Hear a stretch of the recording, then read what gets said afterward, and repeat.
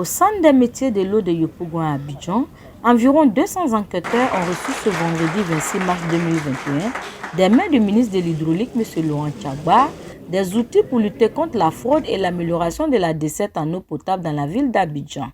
Des kits composés de 2 chasubles, 2 casquettes, une tablette contenant les applications de travail et une carte bancaire.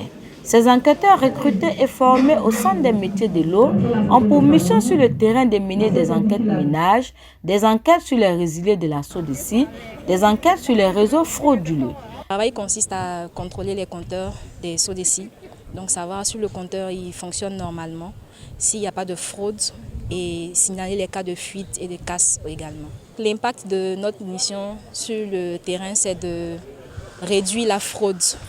Donc au niveau de l'utilisation de l'eau, réduire la fraude, diminuer, on va dire augmenter le ratio, c'est-à-dire quand la SODECI perd de l'eau et que cette eau-là, on ne sait pas où elle va, c'est de l'argent qui se perd.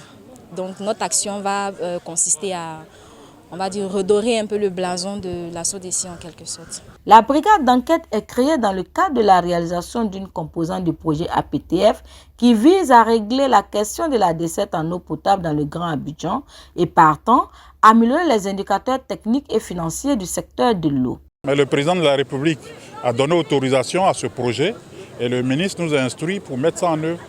Donc la primature suit.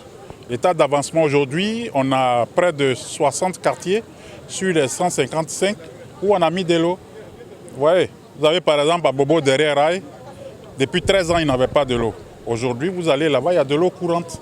Mais c'était des quartiers qui étaient aux mains des fraudeurs. Donc quand une fois que SODECI met son réseau officiel, on associe la gendarmerie pour commencer à détruire. On ne peut pas détruire tant qu'on n'a pas mis les réseaux officiels. Et puis il faut pérenniser l'action. Quand vous le faites, vous quittez, les fraudeurs ils reviennent. Vous avez plein de lavages auto par exemple qui n'ont pas de compteur d'eau. Donc ils ne payent pas. Ouais. Vous avez des réseaux dans des quartiers où les gens payent 2 000, 3 000 ou même 5 000 alors que leur facture pourrait leur revenir à 2 000 francs par mois. Mais ils sont avec les revendeurs. Chaque année, le secteur de l'eau potable perd environ 23 milliards de francs CFA dus à la fraude sur le réseau. En effet, 36% de l'eau potable produite, soit 59 millions de mètres cubes, est piratée par les fraudeurs.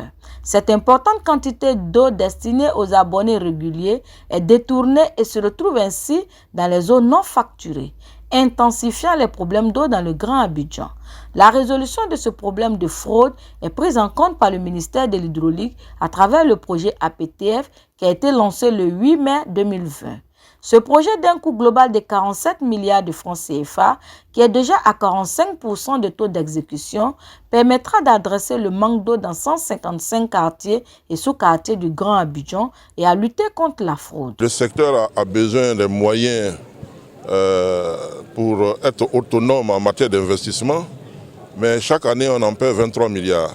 Et puis, en même temps qu'on perd, on va chercher ailleurs pour faire des investissements.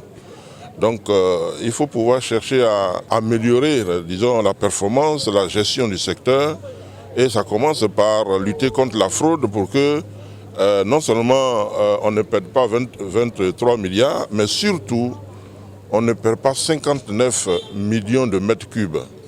Alors qu'il y a des populations qui n'en ont pas.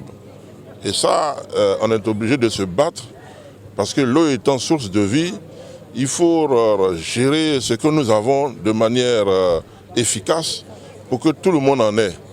Maintenant, si on laisse partir 59 millions de mètres cubes dans la nature, alors qu'il faut en chercher pour en donner à ceux qui n'en ont pas, c'est assez difficile. Donc c'est cette opération-là que nous faisons pour que sur le terrain, nous essayons de quadriller tout ce qui nous fait perdre 59 millions de mètres cubes. La lutte contre la fraude est une nécessité pour garantir l'accès de tous à l'eau potable, alors engageons-nous tous à y arriver.